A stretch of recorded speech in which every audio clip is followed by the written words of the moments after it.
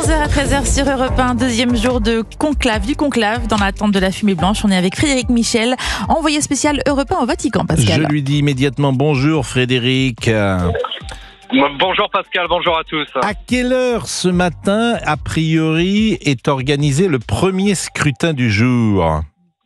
En ce moment même, Pascal, on a déjà tous la tête levée vers la chapelle Sixtine et cette fameuse cheminée, d'où hier est sortie la première fumée noire devant plus de 50 000 personnes. J'étais sur la place et pour tout vous dire, vous le savez, on en a beaucoup parlé, je suis là depuis près de 3 semaines, j'ai vécu la Semaine Sainte, j'ai vécu les obsèques du pape François et le jour notamment de la mort du pape François, il n'y avait pas autant de monde sur la place Saint-Pierre. Hier, il y avait un monde vraiment très très impressionnant, tout le monde avait les yeux rivés vers cette cheminée avec cette fumée qui est sortie et tout le monde qui immortalisait avec son téléphone portable cet instant historique.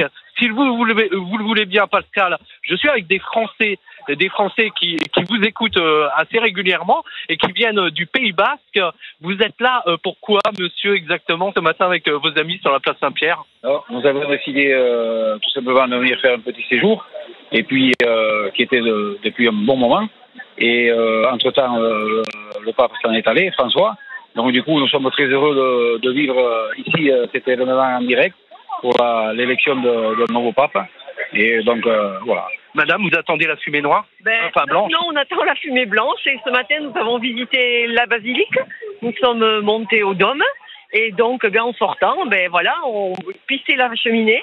Voilà, peut-être que l'on reviendra cet après-midi en espérant que cette fumée blanche sorte avant que l'on ne rentre, puisque nous repartons demain. Voilà, Pascal. Et ils sont déjà des milliers devant la basilique Saint-Pierre. Écoutez, si le scrutin a lieu en ce moment, ça veut dire que on pourrait avoir vers midi, par exemple, une fumée blanche ou une fumée noire qui sort de la cheminée Vaticane. Exactement, Pascal. C'est-à-dire qu'il y a 2 votes ce matin. 2 votes ce matin, 2 votes cet après-midi. Ah oui. Exactement. C'est ouais. par jour, vous avez 4 Mais il y a votes. Une fumée blanche par vote ou il y a une fumée blanche par matinée ou par après-midi? Alors, normalement, soit sur le premier vote, les cardinaux se mettent d'accord très rapidement, et à ce moment-là, la fumée blanche peut apparaître avant midi.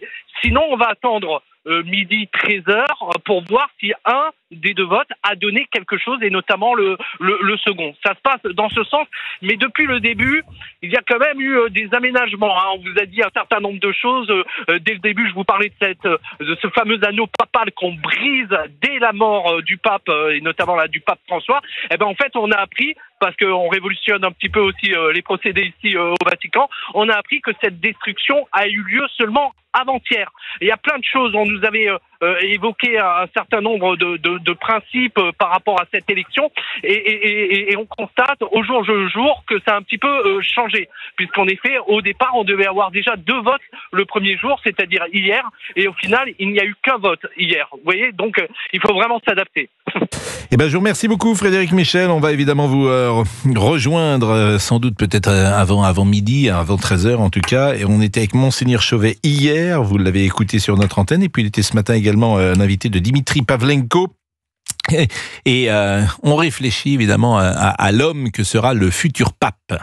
Il faut un homme d'unité, de communion. Donc je pense que le choix, ce sera effectivement de trouver l'homme qui est, j'allais dire, dans nos catégories, parce que c'est pas du tout les catégories des cardinaux, qui soient ni de droite ni de gauche, ni conservateur ni progressiste. Il faut que ça soit l'homme de l'unité et de la communion. Oui. Parce que celui qui est, je dis n'importe quoi, mais mettons que ça soit un asiatique. Il faudra pas qu'il oublie qu'il y a quand même 1,4 milliard de catholiques, qu'il y a 5 continents, et qu'il peut pas trop se dire, mais voilà les problèmes de l'Asie. Il y a des problèmes en Asie, mais il y a des problèmes en Europe. Oui, il y a des problèmes en Asie, il y a des problèmes en Europe, et effectivement, deuxième jour de conclave, 11h17, pas de